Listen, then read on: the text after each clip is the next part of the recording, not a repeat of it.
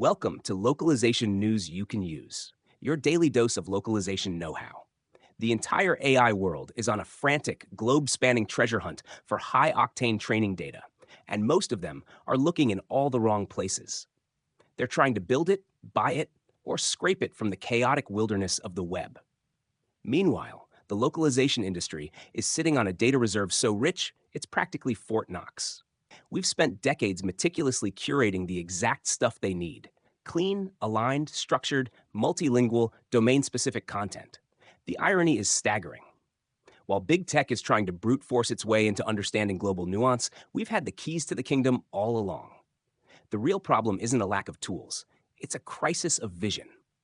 We're seeing a wave of AI implementation paralysis across enterprises, where teams are obsessed with adopting the latest shiny model from companies like Loca without first asking the most fundamental question: what problem are we actually trying to solve? It's like buying a Formula One car to go grocery shopping.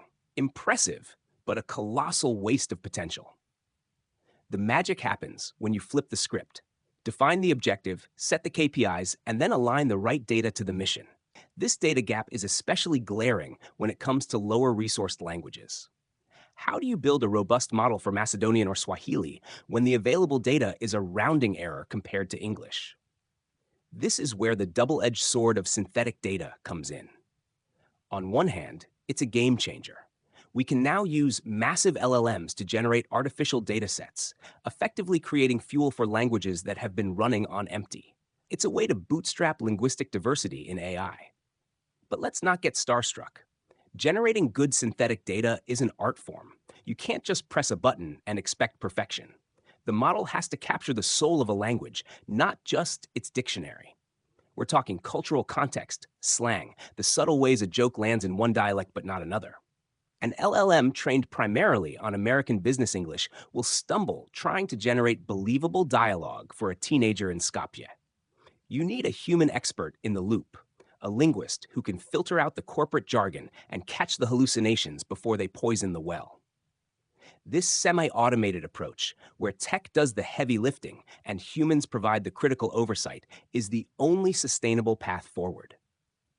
And just as we're getting a handle on text, the entire field is going multidimensional. The future isn't just about words, it's about sight and sound. Multimodality is the next frontier. We're moving from models that read to models that perceive. Imagine an AI that doesn't just translate a product manual, but also understands the diagrams. Or one that analyzes a customer support call and grasps not just the words spoken, but the frustrated tone in the person's voice. This is a monumental leap. It collapses complex workflows that once required a chain of separate, specialized models into a single, elegant system. Think about analyzing a financial report.